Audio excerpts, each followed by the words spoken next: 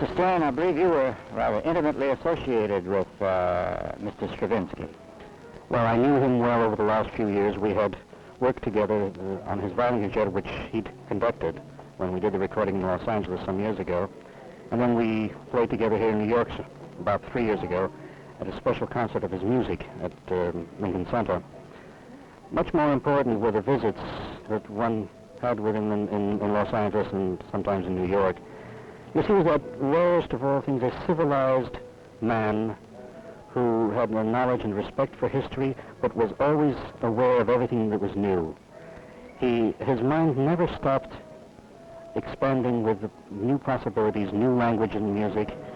Everyone knows that this was probably one of the 2 or 3 most profound influences on creative music in our time.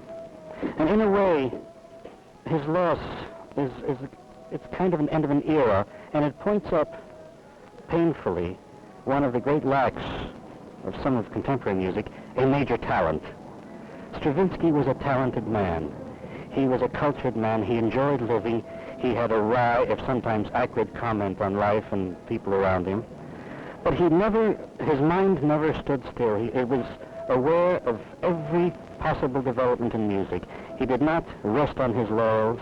He did not write poignantly in an old-fashioned way, even of his own background. He was always looking at new things, examining the best of it.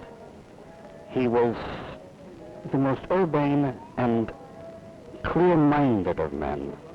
He was a cleansing influence, it's always had on anyone who knew him, because he came to the core of a discussion very quickly. He came to the kernel of truth, and he described it through his vast experience and the vast fund of knowledge and culture that the man had in reading, in theater, in music, in life in general.